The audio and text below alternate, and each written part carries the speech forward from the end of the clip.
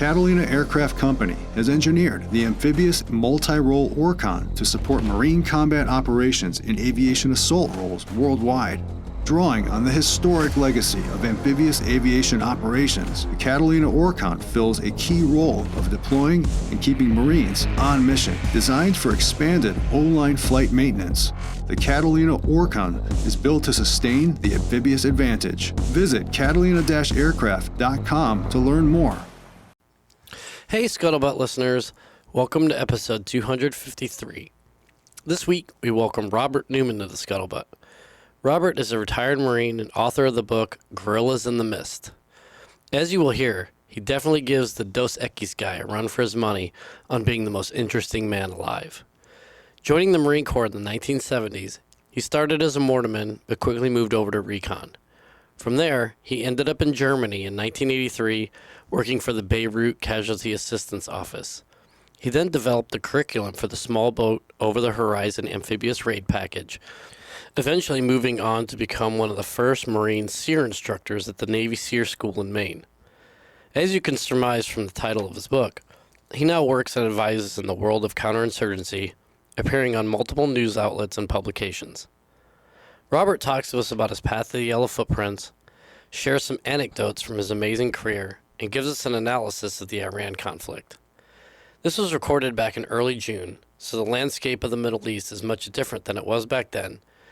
So judge for yourself where we got it right-ish and where we got it wrong. It'll be a fun little game of to quagmire or not to quagmire.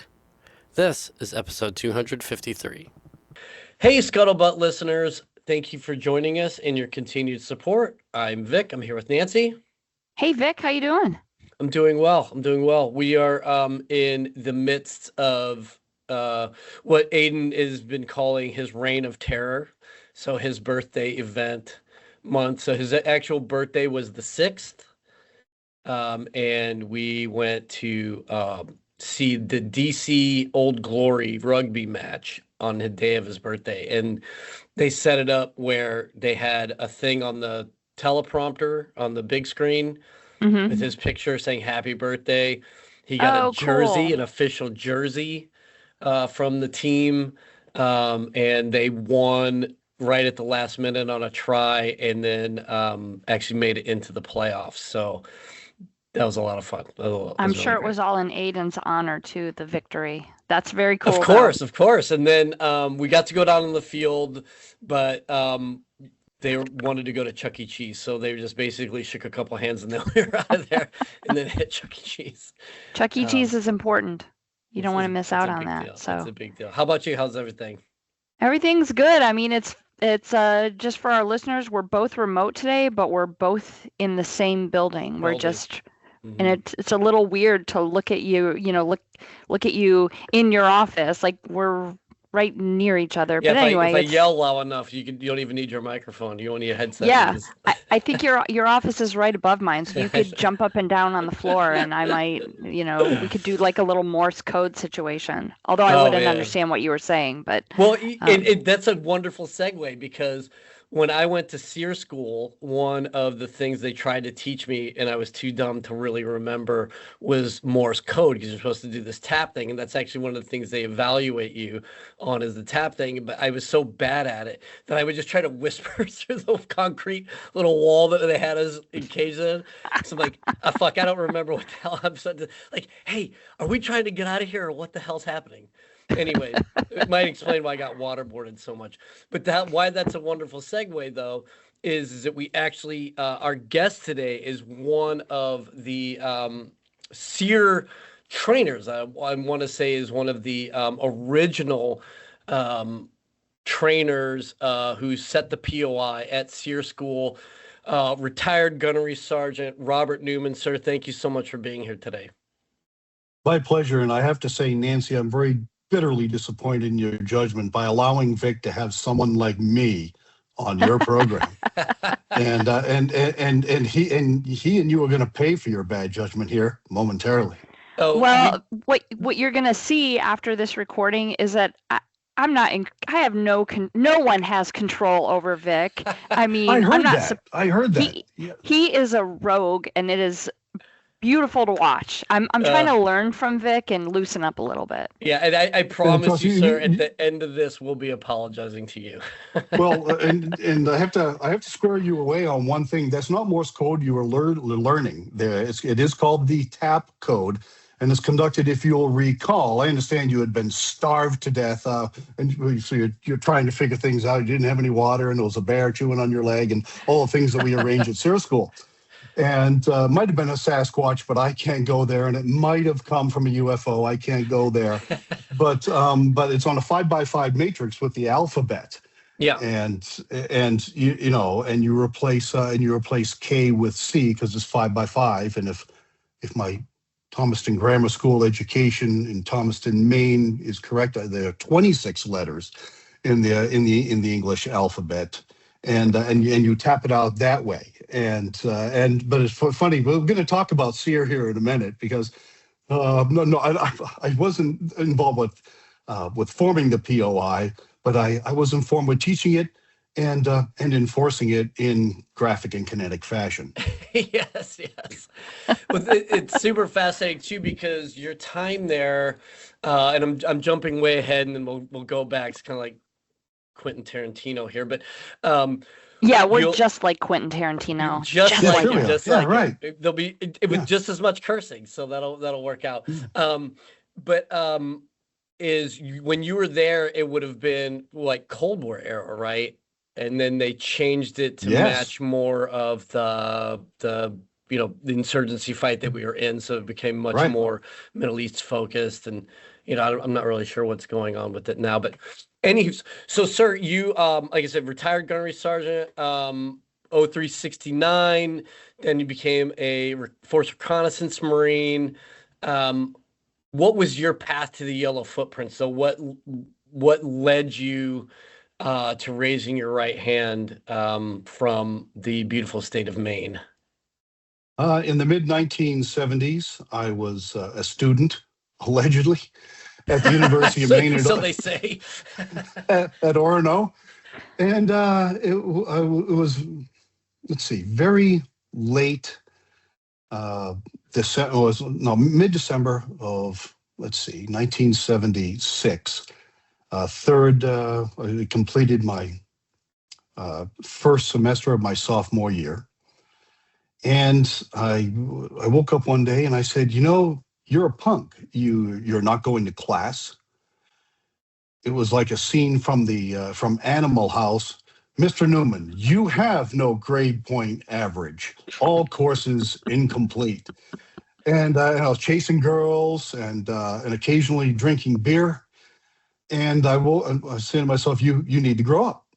And very shortly thereafter, I presented myself to the Marine Corps recruiter and said, can you fix me? Can you make me grow up? I need to be taught responsibility, and I need to act something akin to an adult. And he goes, I can arrange this. Paris Island, and we're going to take care of you. I said, will you make me I want to go in the infantry. And he goes, oh, we can arrange that too. But you're going to owe me for this. Like, oh, okay, I'll do it. I'm doing you a favor. And so, thanks, pal. And so I took the ASVAB and managed to do pretty well on that. Cheating is so easy on that. And came up with a high GT score. And he goes, hey, you're not going to believe this, but you're eligible for a $2,500 enlistment bonus for a 4-year contract. And I was already reaching for the pen. I was like, okay, where do I put my X? And it started from there. I arrived in some very pleasant fellows, Senior Drill Instructor, Platoon 3037, John Mock, and then our drill instructors were Sergeant Peterson and Sergeant Reyes, who were great, great at terrifying people and making things hurt. But they did their job extremely well, and that's how it started for me. So what was it? Did you just make a beeline for the Marine Recruiter's office, or were you getting hounded by the other sir? Okay, so no. Okay. It's straight for them. And the reason I did it is my dad was a Navy veteran. Okay. And he was a combat photographer, World War II in Korea. And he told this story once, and I remembered the story. He goes, we were drinking in some bar, somewhere. And we got into a fight in the alley out behind the bar, and it was me and his buddy was already unconscious shortly after the fight began in the alley against these 3 other sailors. And he goes, I remember the back door being kicked open and a giant Marine stepped out and said, let's even the odds. And he hit the first guy who went down, and that ended the fight. That stuck in my head. I said, oh, and wait, you get to hit people? And then they end up being a SEER instructor. So like, this up there paying me? Like, really? Come here, Lieutenant. All my dreams came true in that moment. So speaking of your father, what was the response from your family when you left school to become a Marine? He was mortified. My father, I called him from the recruiter's office, and he goes, "Where are you?" I said, "I'm up in Bangor." "What are you doing up there?" I said, "I'm joining the Marine Corps." And he goes, "Don't sign anything." I'm like, "No, I'm doing it. I'm doing it. I know I'm just a teenager, but I'm older than 17, so I'm doing it." My mother was like, "Let him go. You knew he was going to do this anyway. He's always heading for the military." And so he calmed down after a while. And, that's hilarious. And that was that. It's usually we usually hear the opposite response, that the mothers are the ones, kind of wringing their hands, and that's really interesting. Well, so how long did it take for your dad to come around to this idea of having a son who was a Marine? I would guess about 10 minutes after I kept convincing him, and I told him about the $2,500 bonus. That guy was like, "Huh?" Yeah. Remember, I grew up in rural Maine. And, we have no money. No one in Maine had money. And we're all poor, except for the Schessler family, because John Schessler's dad, Larry, was the town dentist. They're the only people with money. And it wasn't much. They drove a Volkswagen. So it was blue, and it was a hatchback. I remember that. But I learned to drive on a Volkswagen hatchback.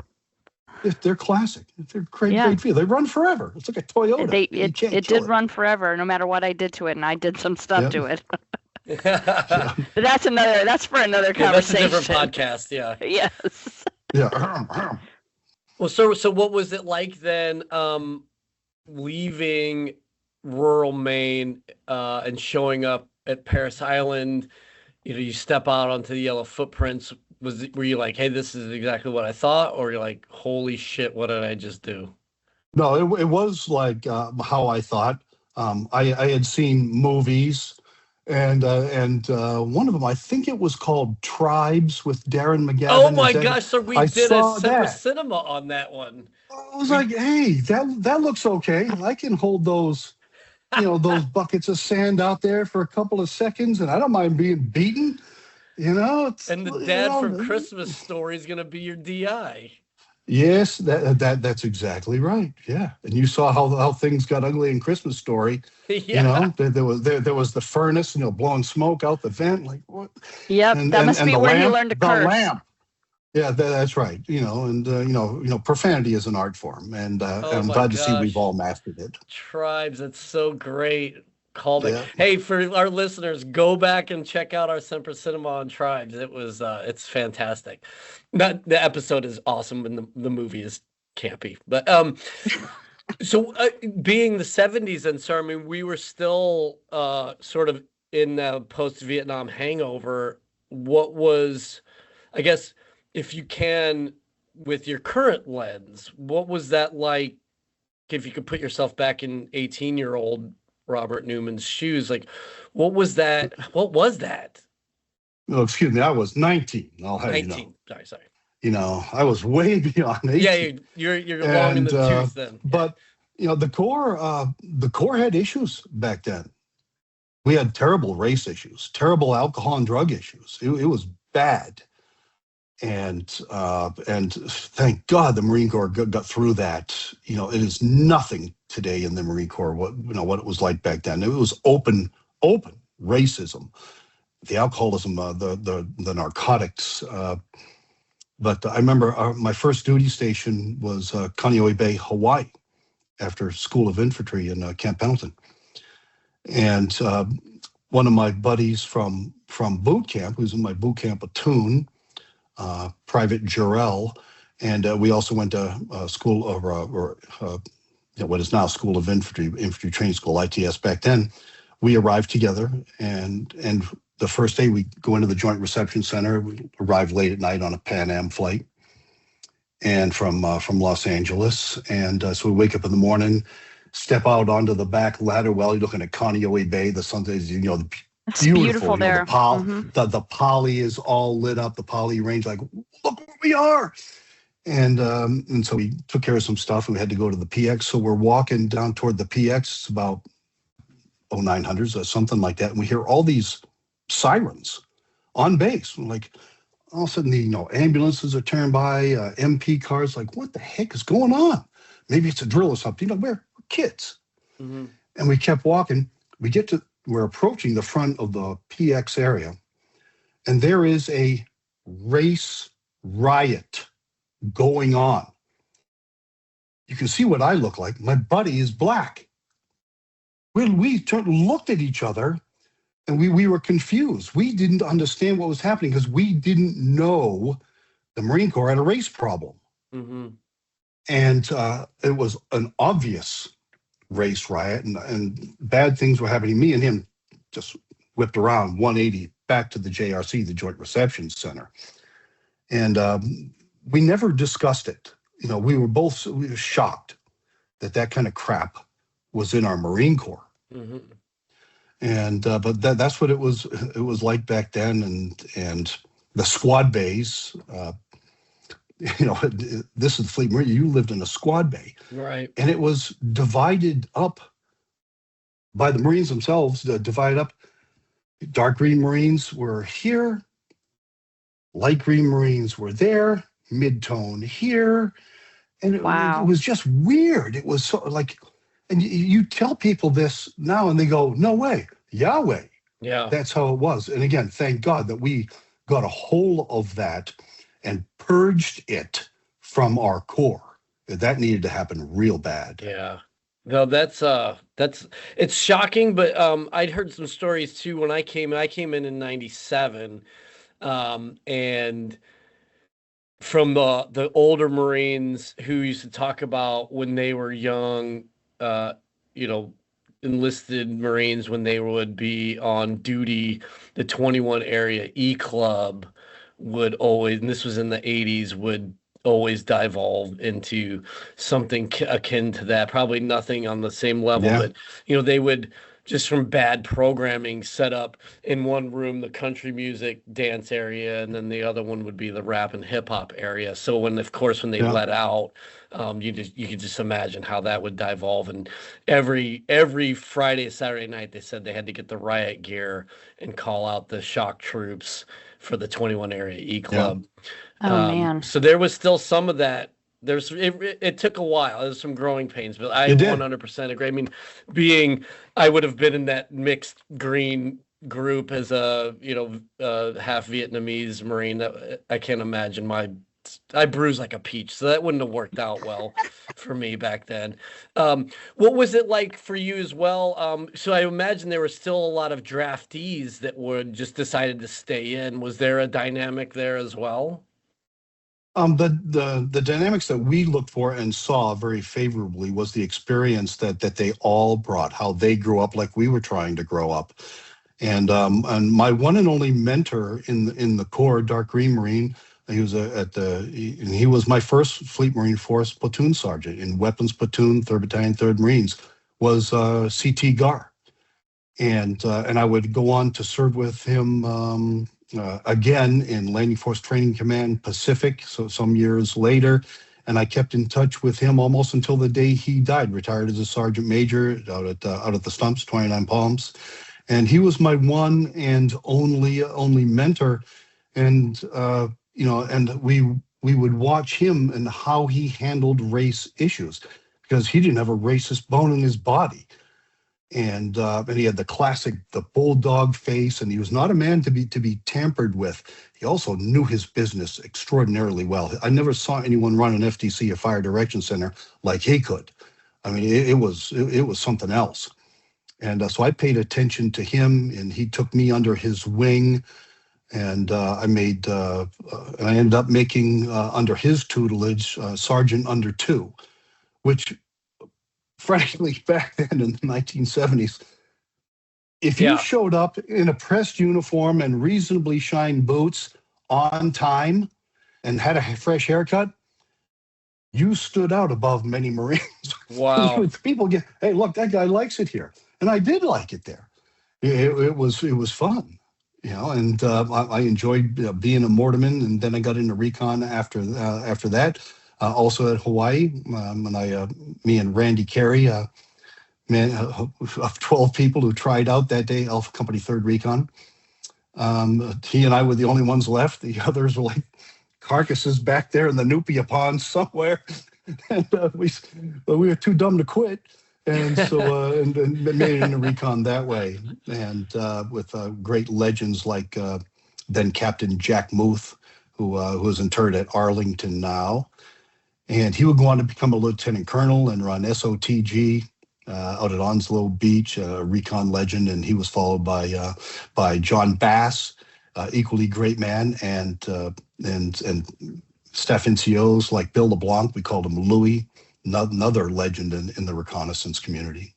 That's awesome. So what was that like then? So was it just, not to say that infantry was easy, but were you just looking for the next challenge, or was there some... Yes. Okay. I wanted the next challenge.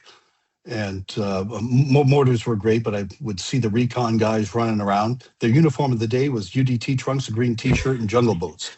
I was like, hey, that's a look. And they're always in the water, and I like to swim. Like, is this the set of Magnum PI? Like, wait a minute, what is this? Where's TC and his Hughes 500, rainbow painted helicopter? But I said, I want some of that, and I got some of that. Nice. And so they kept you on Hawaii for your first tour there, or were you then? Well, I finished that up, yeah. And then I went on. Then it was. I went out on. Ended up going out on a weird special duty assignment in Europe, living with a German family, wearing German clothes, speaking what German I could, and driving a German car with German plates, not the U.S. military plates, right, on civilian cars that you saw all the time over there during those days in the 1980s. And Beirut was going on, of course, at that time. And I was in the house, and my phone rings, and it's 21:37 at night, October 23rd, 1983. Mm. And of course, we were all focused on what had happened that morning in Beirut. And so it rings on, hello? And it was Captain Douglas Rapé, who was a foreign service officer at the consulate in Frankfurt, what was then West Germany. And he goes, Staff Sergeant Newman. He goes, I need you to report to me 0730 tomorrow morning. Headquarters Marine Corps has reassigned you temporarily. You're going to be TDY to me, and you and I are going to run the Beirut Casualty Assistance Office. All of the wounded from the bombing, Hezbollah bombing, by the way. Yeah. All the wounded are coming to Germany. They're going to be staged in 3 hospitals: the 97th General Army Hospital in Frankfurt, the Wiesbaden Air Base Hospital, and the Landstuhl Trauma Center. And all the KIA are going to be coming into the V Corps morgue, just the 5th Corps morgue, right down the street from the hospital in Frankfurt. And one of your assignments, you told me, the following morning is, okay, you're going to be working with doing other things, but one of the things you'll be doing is, first thing you're going to do is go out and get the FBI forensic team that is coming in at the airport, the Flughafen. And you're going to collect them. It's a 3-man team. And you're going to get them situated in their hotel. You're going to immediately bring them after that to the morgue and get ready. Okay. I go out to the airport, and I'm waiting. These is back in the days, you can go straight to the gate without a ticket. Mm-hmm. And I'm standing there waiting, and the plane empties out. And my mother was FBI. My dad was a retired Washington, D.C. cop. I know what FBI agents look like. I didn't see any get off that airplane, and no one else is coming up the gangplank. I'm like, where are these guys? And then here comes three of them, the leader in front. Yeah. And you can see that's FBI, the way they dress, the way they comport themselves, their command and presence, and the atmospherics they bring with themselves. I'm walking up the gangplank, and I am in uniform. And the first guy looks at me, and he goes, I'm I'm Agent, I think his name was Thompson. And he looks me up and down. And I said, I'm Staff Sergeant Robert Newman. And he looks me up and down. I'd never met this man before. And he goes, your mother is Mary Jane Newman. Your father is William R. Newman. You were born on this date. Your mother worked for J. Edgar Hoover directly in the fingerprints division. And I'm sitting there. Now the jaw is open. I'm like, what the hell? And he goes, don't be alarmed. You look just like your mother, and she and I worked together in the FBI. His mind was that sharp. He put it together instantly. So now I know the caliber of person that I'm working with now. So over the coming several weeks, Captain Rapay, who retired as a colonel, and who I'm still in touch with to this very day, very, very good man, very astute. And when he talks, you should listen.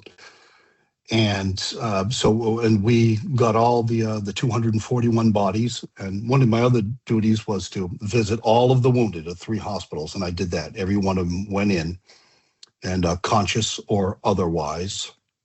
And but back in the morgue, you don't have 241 available gurneys. Mm-hmm.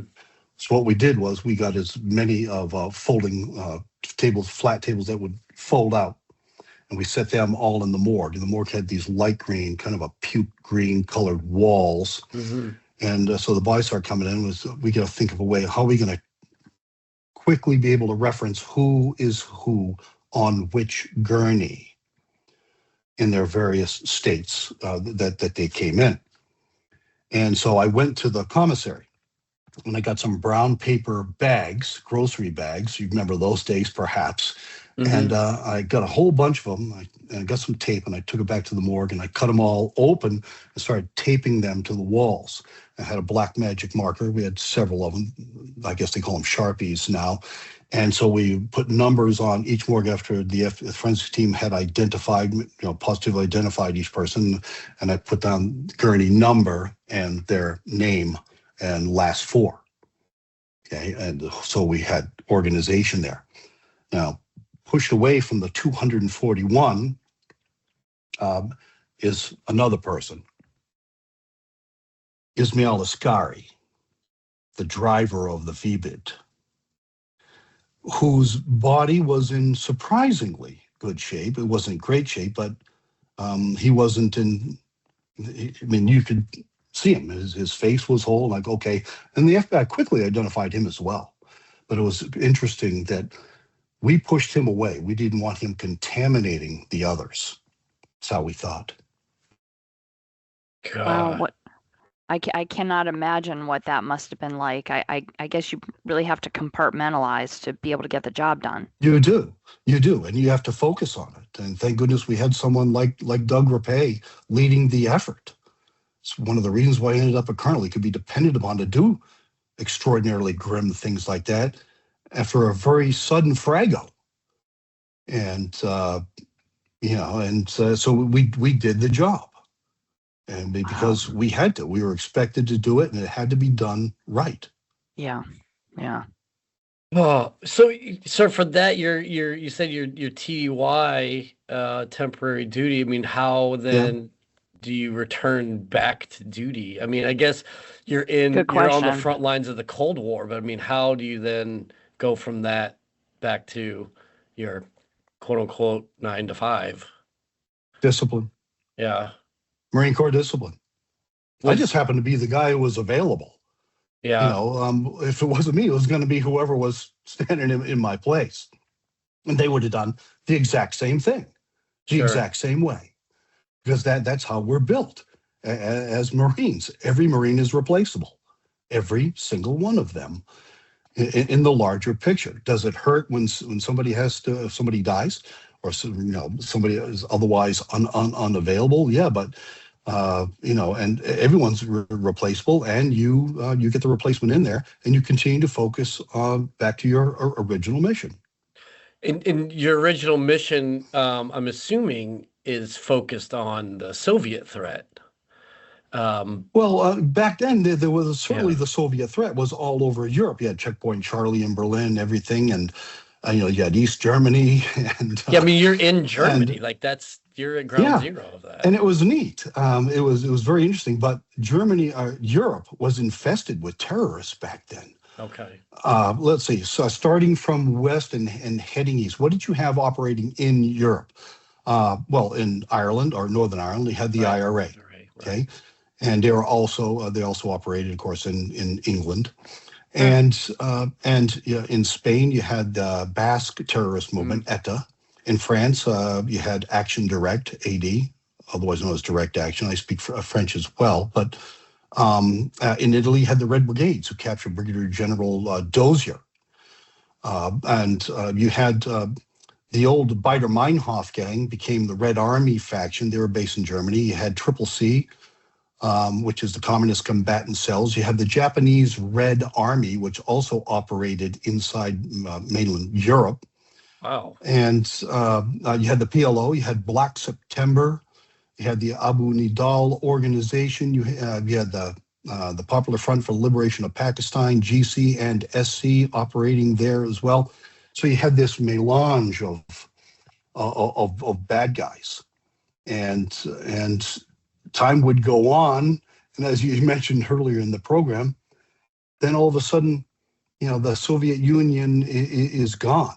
But back then, in the early and mid 1980s, when I was there, you were focused on the Soviets and the terrorists. Mm-hmm. And so that wrapped up in 1984. I got orders, and I finished that up.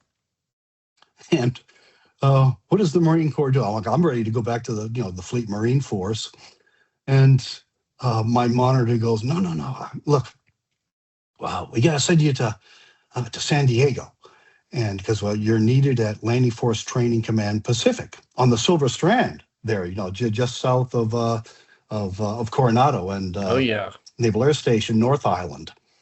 And he goes, you got to go there. And so I reached out. I said, okay, I'm Marine. I go where I'm told.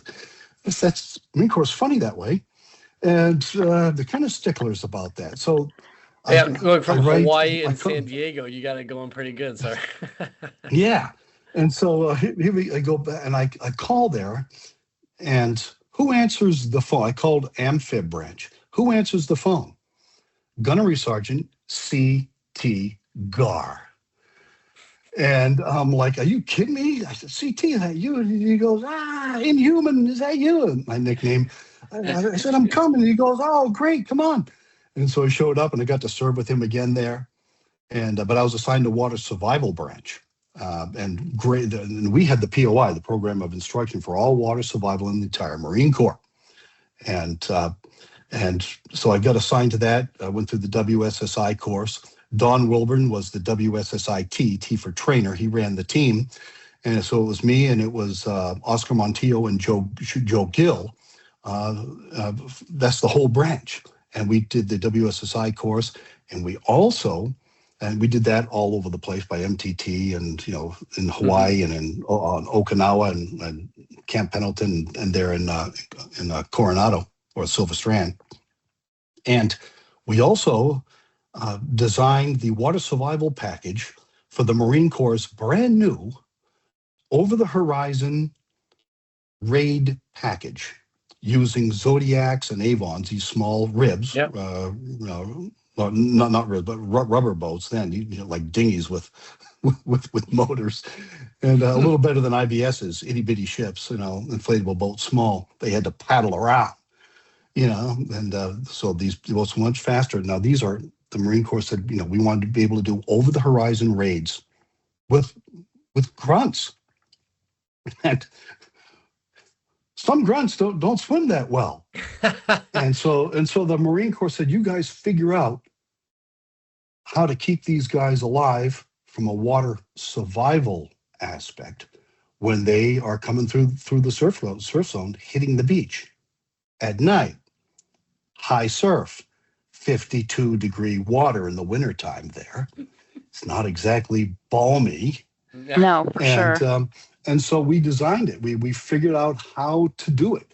How do you get an UNC or other darn near non-swimmer, third class swimmer, with a full combat load, carrying an M60 machine gun at night when his boat flips and he's underwater and it's 10 feet deep and he's 6 feet tall. Do the math. Okay, hey, wait a minute. And we figured it out. And the guy who designed the entire raid package was with the amphibious reconnaissance course that was being run there. He's now an EDD, Dr. Mark Harris. Back then, he was Gunnery Sergeant Harris. And he designed that whole palette. This is how we're going to do this raid. And so you had a recon guy designing this package for grunts, whose water survival skills are being trained by Marines from Water Survival Branch, other recon bubbas. And it ended up working. But you took experimental. I had to use the Lark tank. We designed we'll flood the Lark tank. That's that Beachmaster's craft that used to run around the beaches, and they would test it. It had saltwater pipes that pumped in salt water. Zero visibility. You didn't make any waves, but we make them walk through there, and we would practice it like, this is how you float, this is how you waterproof your gear, and this is what happens when you're in this angle in the water, and think about what you're doing, and we taught them how to do it, and it worked out. That's amazing. Let's take a quick break, and we'll be right back. Catalina Aircraft Company has engineered the amphibious multi-role Orcon to support Marine combat operations in aviation assault roles worldwide. Drawing on the historic legacy of amphibious aviation operations, the Catalina Orcon fills a key role of deploying and keeping Marines on mission. Designed for expanded O-line flight maintenance, the Catalina Orcon is built to sustain the amphibious advantage. Visit catalina-aircraft.com to learn more. And now we're back. Yeah. And you're there, and then do you head to SEER from there? Is that just from SEER? Yeah. No, and so now it's 1987, and I'm thinking, okay, they got to send me back to the fleet now. So I call up my monitor, still a staff sergeant at the time. He's a gunny. And I said, hey, gunny, send me to second recon, and he goes, yeah, oh, okay, I'll send you. However, and like, oh, no. Uh-oh. Like, here it comes. Yeah, that's right, Nancy. Uh-oh. So I didn't say it that way. I said, what were the exact words? Oh, shit. That's what I said. And I'm like, okay. That's what I would have said. And he goes, look. He goes, the Marine Corps just struck a deal with the Navy to give us a bunch more SEER seat quotas. And part of the deal was we have to send 4 Marines to be SEER instructors up to Maine, where the school is. And he goes, we're looking for 1 recon guy, 2 aircrew guys, and 1 interrogator translator. And he goes, we got the other 3 already. The interrogator translator, that was going to be George Misko, and the aircrew guy is going to be Dave Bowen and Rick Perrin. And he goes, but it's all volunteer, at which time I just wanted to start laughing. Yeah. Yeah, okay, it's a volunteer. Yeah, sure it is. He goes, look, we'd really appreciate it if you would do this. He goes, you're already a certified instructor. You've got platform time. You're a recon guy. Please go up there and do it. I said, okay, I'll do it. really what I was thinking was, I get to hang out in the Maine woods where I'm from. Start fire, show people how to start a fire, catch a snowshoe hare, which is not a rabbit, snowshoe hare. Okay. And remember, they're not rodents, they're lagomorphs. Look that one up. Yeah, Yeah. Googling it right. as Not a rodent? What? And I get to do that. Yeah. I did it. So I get up there, and we all arrive just about the same time. And so we go through the IUT, Instructor Under Training program. Started that in November of 1987. And in April, we took our tests, which is an oral board. You have to go in one at a time, and it's a murder board. Mm-hmm. And they start hammering you because the knowledge you have to gain before you're ever at that stage is considerable. Sure. I mean, it is something else. And for the whole program. And then you have to do, in the field, you have to be able to do all kinds of things as well. In not only on field force, which teaches the water and the wilderness and the survival and evasion phase, but also in the compound, which is part of the RTL, the Resistance Training Laboratory, and had to learn about the soft cell and the hard cell interrogation, etc. And so we all passed it, did great. And then you became a SEER instructor, and that's what you did. For the first half of my tour, I was on field force out in the woods. It was awesome. Insane things happen out there in the Maine woods with these students, especially when you're really hungry and you're delirious and you're scared, which like, and you've been through all your training and you know what's coming. You know what's coming. Yeah. The Resistance Training Laboratory is coming. You're going into the compound, into the block. And it's going to be unpleasant. But then the second half, I was a hard cell interrogator. That's the real bad guy who conducts training. It's very supervised. No one freelances as a SEER instructor. And if you try it, you're gone. Yeah. You don't. There's a program of instruction. It's completely serious. The school was run by 2 POWs. The whole school was the OIC was Commander Tim Sullivan, who was shot down in the late 1960s and captured and spent his time in the Hanoi Hilton, 5+ years. And the advanced SEER course was run by Commander Bob Fan, also shot down 1968. Both were backseaters and Phantoms, F4s, and he was captured. And Hanoi Hilton, 5 years. So these are serious men who know their business, and there's no way anyone's going to tolerate foolishness as a SEER instructor. You're going to run the program. Right. And that's what we did. And I was there when the first females came through. And there was this, Nancy, you like this. Half of the SEER instructors said, this is a bad idea. And the other half, and I was in this latter group, I said, no, it's a good idea because, the military is evolving and they're going to need to know this stuff like anyone else. And so they start coming through the program. When they do, I'm a hard cell interrogator at a time, and they start coming through, no slack. They get the exact same learning objectives that the males do, exactly the same, right beside them, everything. And as a percentage, they did a bit better in hard cell than the men percentage-wise because evolution took over and they used their head more. They weren't walking in there like some of the male students did with this macho attitude. They're smart. They understand. And they would more often than the males would, they would get down, cover up, protect, and run their resistance tools and techniques as best as they could while being instructed. Okay? And it worked quite well for them. And so it was very interesting to watch that and how they rapidly adapted to a very bad situation when somebody like me is throwing you around like a rag doll and being very, very physical with you, including hitting you. Yeah. Wow. Interesting. So how long were you in that assignment? The hard cell interrogator was about a little over a year. And then it was time, and then the fall of 1990 rolled around, it was time to rotate.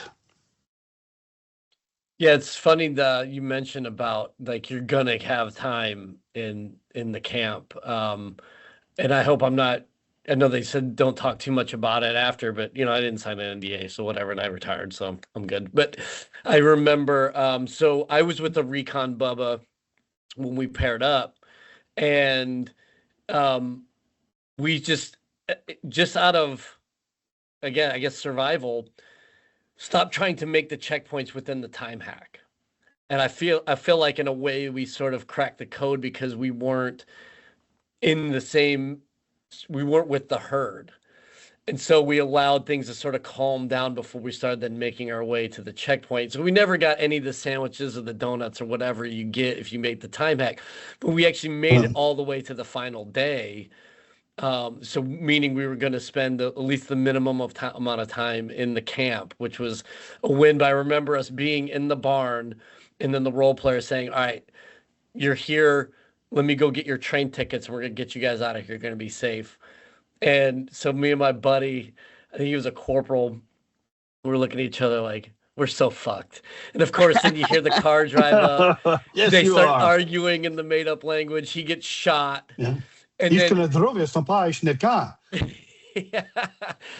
And so we're just sitting there listening to all this happen outside of the barn, and we're in a pile of hay, and just to resist with every ounce, we just started burying ourselves in the hay as if the instructor had come and go like, oh, I guess they're not here.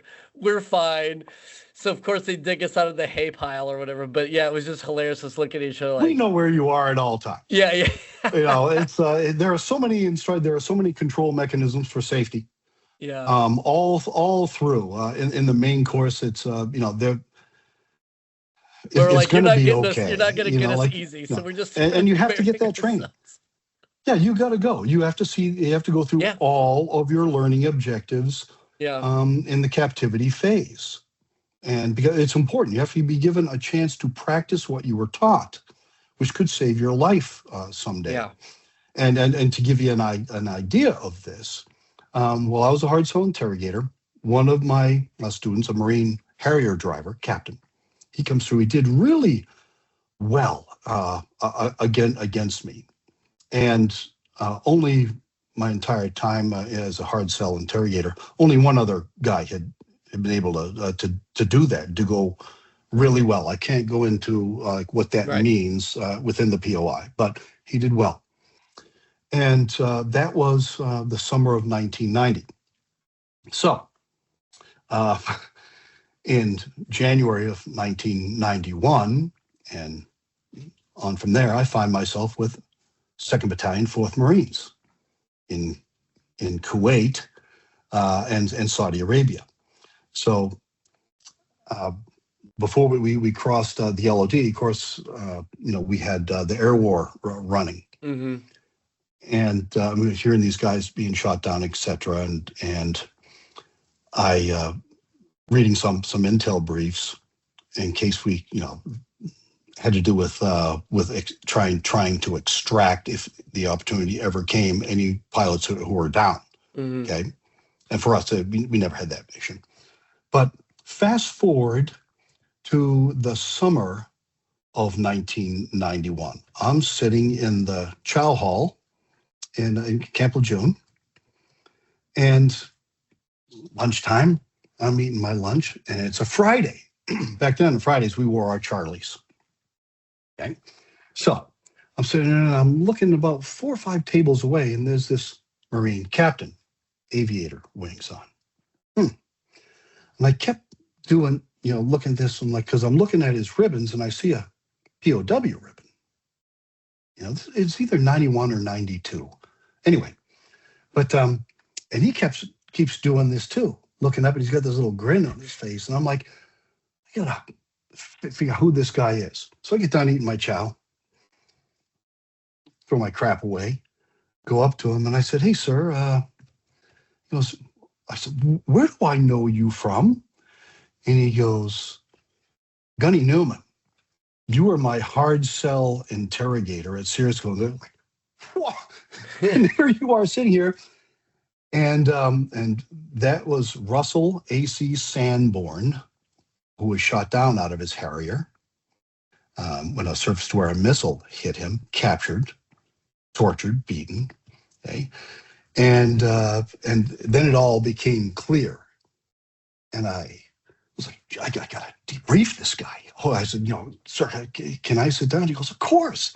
Sit down. I debriefed him for 2.5 hours after the chow hall closed, just sitting there. Marines would walk around because they could see we're locked down. Yeah. And a guy that looked like me back then. Now I'm just an old bald man, but back then, I looked kind of intimidating. And I knew how to play that role. I was trained to do it. It's a parlor trick, that. All that crap. It's like, this is a trick, but they would walk around us, and so I debrief him at the end, and he goes, Guy Newman, SEER school saved my life. That's awesome. The kind of training you want to deliver. And Russell Sanborn is now a retired Major General. And he ran the 2nd Marine Air Wing. This is a great guy, humble, soft-spoken, serious, and but who also had a good smile and a little bit of a sense of humor. And but he was a tough guy. I was so glad to see him make it to Major General. That's awesome. So what about you, sir? So what year did you retire? I went out on terminal leave in November of 1996. My final tour was as a chief warfighting instructor at the advanced course at the Staff NCO Academy at Camp Geiger. Oh, nice. And then, so how did you then get into being a subject matter expert for anti-terrorism and master training and all these things? Was that just a natural fit, or is it sort of an opportunity that sort of fell in your lap? No, it was a natural fit because of what the Marine Corps had done for me. I don't claim any credit for it. You can't claim credit. You're a product of the Marine Corps. and go back to the 70s now, and Captain Jack Muth and Captain John Bass trained us in what was then special operations. And this was new to the Marine Corps. And Captain Muth, Jack Muth, he was a prescient kind of a guy. He could see the future. And that's why he was training us, not just in reconnaissance, but in special operations against terrorists. And he had the tea leaves, and he knew how to read them. And so he began that back in the 70s. And so it just kind of naturally parlayed. SEER school, when I became an advanced SEER instructor, teaching a lot of anti-terrorism and things like that, not counterterrorism. Counterterrorism is the tactical response to an act. Anti-terrorism is prevention measures. Right. Okay. And so that it just kept on parlaying, if you would. Oh, look, I spoke French. Normally I just talk shit, but and I got a lot of material for you. Been working on it, and so that's how that began. And I could write. I have no idea how that started. I could write as a child, and I had written a few books. Survival book called "Oh Look, It's Right Here." Imagine that. Wayfinding. Okay, what a coincidence. It's weird. And that's just stuff out of SEER school. It's the SEER method. It's called the pattern for staying alive, and it's turned into a book. It's not hard. Any instructor can do that. Great idea, though. Great idea. Yeah, it is. And it's helpful to people. That's why it's something to help people. And so it started that way. And in 2001, in October, I done some news appearances prior to that. But then, of course, September and October 2001 rolled around, and ended up with some more media appearances, and then it kind of just ballooned and turned into a business, and consulting and predictive analysis and briefings for people and organizations and along those lines. And it just kept rolling over the decades. And then you released a book, Guerillas in the Mist. What a great title. Yeah, a wonderful title. Okay, and it just happened, you happen to have it right there. It's weird. But see, I want to point this out. It's Guerillas, not Right. gorillas. Apologies to the late Diane Fossey, who did her great work with the gorillas in Africa, in equatorial Africa. Okay, and so I use that, and that is a guerrilla warfare manual. And well, go ahead. I was saying, so what was the impetus behind it? Was there maybe a shortfall you saw in like our Small Wars journal, or is this sort of a modern day sort of retelling of that? Like where did the genesis? The Small Wars journal, good, and you had to look at how things were developing back then. We are seeing more and more asymmetric, more and more hybrid. Mm-hmm. And of course, years later, the gray zone term would come in and Sure. things along these lines. That's long after that book was published. That book was published in 2011, and I wanted to fill a gap there, and I did so. It takes a lot of research to do something. There's a lot of history in the book, and that history is cited. And because that history is relevant, and you know how the Marine Corps feels about history, we're into it. And I was like, lucky for me, that's why I have a job. well, see that, and it's good to have a job. It is because you get to have a car and clothing, food, which are a productive member of society in most societies. That's right. All good things. That's right. That's right. And so it just rolled on from there. And what is it you're trying to accomplish with the book, you think?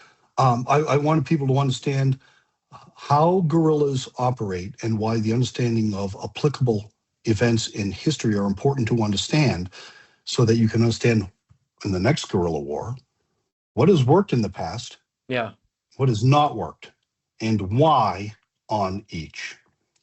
Marine Corps lessons, right? Yeah. This is why. This is why we're going to do it this way, and this is why we're not going to do it this way. And so that happened, and I ended up in HBPRNA, Human Behavior Pattern Recognition and Analysis, after another former company commander, retired as a colonel, BP McCoy, now Dr. BP McCoy, PhD, calls me up one night in Iraq. And I was up at Taji at the Iraqi Counterinsurgency School. Yeah, I've been there. Yeah. And he goes, hey, I need you to quit your job. Okay. He goes, don't you want to know what I need you to do? And yeah, okay, go ahead and tell me, but I'm coming. And he goes, I need you to come and join this company that he was the vice president of, teaching human behavior pattern recognition and analysis. And that is the science behind the Marine Corps' Combat Hunter program in Afghanistan, founded by Greg Williams. And he goes, I want you to turn you into to what's called a SAT, Situational Awareness Training Instructor, which is based on HBPRNA. There are 6 domains there, and what you can do after you go through the course is you can identify PEIs, pre-event indicators. You can tell, and this is a heavily vetted science. I mean, the Marine Corps and NATO approved this, and they went through a vetting process from hell, and you can understand why. Lives depend on it. You can look at somebody in a tactical situation and oftentimes tell what they're going to do before they do it, sometimes before they know they're going to do it. I'm not making this crap up. You go through this course, and the company that doing it now, Greg Williams and a Marine, Brian Marin, run it, called Arcadia Cognerati.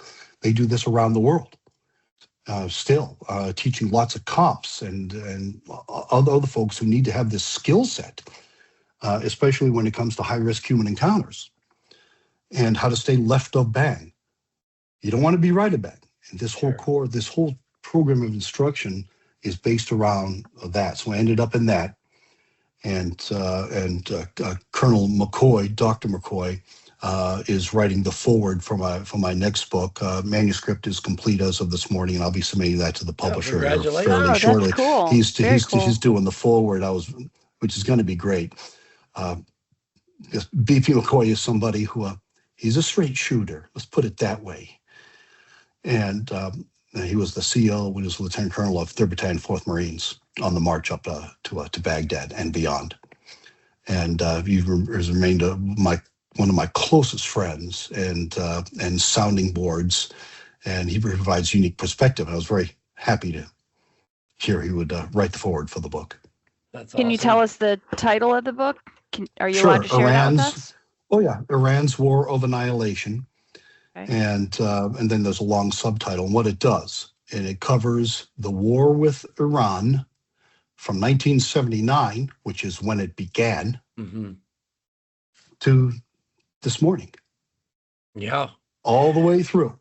And it covers it. And it covers the United States, Israel, and the United Kingdom and how we've had to deal with Iran over 47 years. And people, and I can understand why they say this. Well, we had this war during this period and that one. Those are facets. Those are operations within the war, which started in 1979 with the seizure of the U.S. Embassy when the Ayatollah Ruhollah Khomeini, who was exiled and living in Paris, overthrew Mohammad Reza Pahlavi, the Shah, who had left the country to seek cancer treatment. And that's how that began. And of course, they captured about 66 Americans, took them hostage, 444 days, until about 3 seconds after Ronald Reagan was sworn in. And because the Iranian terrorist regime knew what was about to happen if they didn't return them, and it was going to happen. And that's how that all ran. But when you look at this war, go ahead. No, I was just going to ask, when will the book be available? It could be later this year, but it's big, 85,000 words with hundreds of chapter endnotes. It's a history book with predictive analysis. You have to cite sources in a book like this. This is some how-to fishing manual. Okay. Oh, here, use a gray ghost streamer and go over there to pond in the river in Maine and throw it out there with this St. Croix fly rod using this Ross fly reel and catch a landlocked salmon, scientific name Salmo salar. It's not that crap. It's easy. Okay. This thing I had to do research for, and it took months to do it. Oh, I can imagine. So hopefully it'll be well received, but it's the only book that is written like this that covers this entire period. What the heck happened? Yeah. And and you have to approach it that way because from like when you go back to the Beirut bombing, that was a Hezbollah operation. Yeah, and that's how you have to approach something like this. But I hope everyone will enjoy it when it does come out. Yeah, keep us posted so we can track that. Sounds fascinating and obviously unbelievably relevant. Yeah. And clearly there's a lot of tea leaf reading in sort of the timing of this book, sort of looking back to look forward. What is it about this current time where we're looking at Russia, really losing in Ukraine right now? We've got epic fury that is ongoing, as you mentioned, sir. And then we've had President Trump visiting China and using some interesting language in the description of Taiwan. Before we started recording, I was just talking about a segment we run on the show called Straight Talk with Dr. Mike Hunziker, and we talk a lot about what's going on with cross-strait relations. And his big push, spoiler alert, is that he would like to see Taiwan take on or invest more in asymmetric combat, vice spending a lot of money on exquisite niche weapon systems. Taking all of that is to say to take both of these books now that your book on Iran and Guerillas in the Mist. What are some of your thoughts on what seems to be, I don't want to say a dethroning, but a tendency for superpowers to allow themselves to get bogged down into quagmires, and that guerrilla warfare seems to have always been, since we talked about Vietnam, seems to really be the Achilles heel of the superpower. Is our civilian populace, um, is our weakness that the civilian population doesn't have the appetite to do what it takes for full regime change? Or is there something else, hubris, ego, leadership? What is it about this tendency for superpowers to get bogged down into quagmires? Look at history and think about what General Mattis said regarding, you can say you won a war, but the enemy actually gets a vote. And he always does through history. When the president and Secretary Hegseth, Secretary Rubio were very clear in their objectives of Operation Epic Fury. Regime change was never, ever cited as an objective. Did we want it to happen? Yes, we did. But it was wisely not cited as a strategic objective. When it comes to what we were hoping would happen and why it did not, you must look at the brutality of the IRGC, the MOIS, the Ministry of Intelligence and Security, the Basij militia, and in particular, a guy by the name of Ahmed Vahidi, who runs the IRGC right now, who's been with them since the beginning. And some analysts underestimated the brutality of the regime, that regime's willingness to do whatever they had to do to snuff out a revolution, and the likelihood of success when it came to regime change. As you look at the capabilities of the population, is there vast unrest? Yes. But when you are not armed, like the IRGC, and you quickly find that the IRGC and MOIS and Basij militia are willing to kill you by the tens of thousands and not bat an eye. And when your Kurdish idea of a fifth column, as in Emilio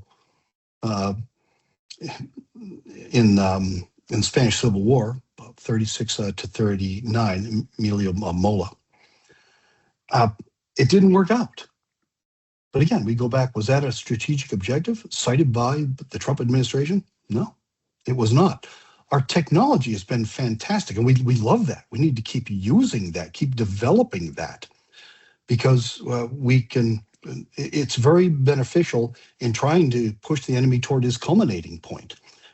Remember, the culminating point, as per FMFM 1 and beyond that, is the point at which the enemy can no longer conduct operations because he's been degraded so badly. Have we reached the culminating point? Has Iran reached that? No. Ask the two Apache pilots floating around out there in the Gulf. A drone boat has to come pick them up. Got their water survival, though. That's in check that block, Yeah. And of course, I signed for that helicopter. Hope they don't make me pay for that damn thing. It's like jeepers. And the enemy retains thousands of ballistic missiles. God knows how many drones. Almost their entire fast attack gunboat fleet is still intact. Oh, we put their surface warship fleet, 159 of them, on the bottom, or they burned to the waterline. We did that. But last summer, during Midnight Hammer, we did not go after the IRGC's small boat fleet, and that'll be debated for years. Was it a mistake or was it not? And debate is important. Do that. Apply critical thinking, and be ready to criticize yourself if the criticism can be demonstrated to be accurate. That way, you can do better the next time. You better revolve. Well, then, so if it isn't a stuff issue, then what is it about the mentality of a guerrilla that maybe we here as the superpower don't quite understand? Or is it hard for us to motivation, ideology? Yeah. Why are they doing it? Yeah. Why do you become a guerrilla? And guerrilla wars are, when you look at history, they are very frequently successful across history, thousands of years. And well, I was a service instructor. I got to go to 2 additional courses. One was the the Dynamics of International Terrorism course, and the other was the Revolutionary Warfare course. And these were both taught at the Air Force Special Operations School down at Hurlburt Field in Florida. And both are called gentlemen's courses back then. No notes allowed, with good reason.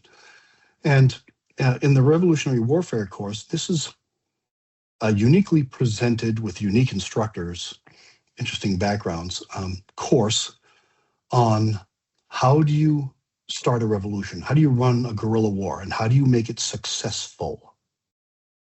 That course, what I learned there, contributed to a lot of what I did after, because the instructor was so good from the intelligence community, and I had friends in the intelligence community who left Force Recon and went into the intelligence community in a kinetic type of a fashion. Sure. With this cool organization. He's retired now, and the other one is retired also. I won't even mention their names, but these are great guys and who operate against guerrillas and getting perspectives.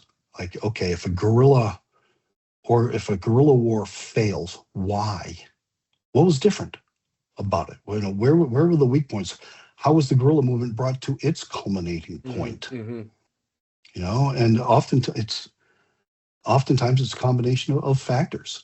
And when you look at China and the history of guerrilla warfare in China, look how successful Mao was. Scum-sucking pig, but he was successful as a leader. Back. I won't sugarcoat it. Study your enemy, because he's studying you. You better do it. And you look at him, and then you look at Taiwan when, of course, Chiang Kai-shek ran for it with his organization over the island of Formosa, Taiwan. And there's not a large distance there. And China wants Taiwan. Mm-hmm.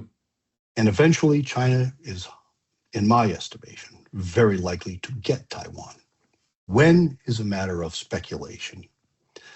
But look at Chinese history. The Chinese have long been a centrist society, and they view time differently than the West. They view time over decades, eons. The West tends to view time as, what time is lunch? Okay, and we have a different perspective. It's a dichotomy of societies and ideology and evolution. And the Chinese are very, very patient. They're very, very smart. And hopefully we can put this off as long as possible, because we don't want to fight China. No. Because of the potential of it getting grim to the point where you have a global problem. Yeah. With mass casualties like you can hardly even imagine. And you want to try to stay away. That's tough. It's tough to do things like that, especially dealing with when you look at China, and we know how adamant they are. They want that island. And you look at President Bush, who would like to defend that island. And look at all the contributory factors as to who will make a move and who will make a counter move, when and how. But building a guerrilla army that can successfully, when you look at the spectrum of conflict, within the spectrum of conflict, you look at hybrid warfare and asymmetric warfare, you look at JADO, Joint All-Domain Operations, our current warfighting doctrine, and you look at that, how can it dovetail in there? Would it be successful? The jury's out on that one. Mm-hmm. Don't know. Yeah. Well, so this has been so great. Thank you so much for taking the time. Listeners, please check out Guerillas in the Mist. And we'll really look forward to your next book on Iran. Absolutely. Hopefully we'll be reading it through our rear view and not on the current news ticker by the time it comes out. But regardless, I think the implications of what you're talking about in our discussion today will resonate whether the Epic Fury is still going or not. But sir, really, I salute your career. Thank you so much for coming on and for sharing your story with us. This has been really great. Appreciate it, and we'll see you. We'll see you the next time. If there are any more crazy stories you'd like to hear, I can also get some stories from my friends. We should go. Someday we should just go back and I'll tell you some of the things that happened at SEER School, which I can tell you. Oh my God. That would be a great. We need to set that up. That would be a great episode. It would be a laugh riot. Okay, yeah, maybe crazy things happen. Well, we'll title that segment "Survivor." I don't think that's proprietary. Right God!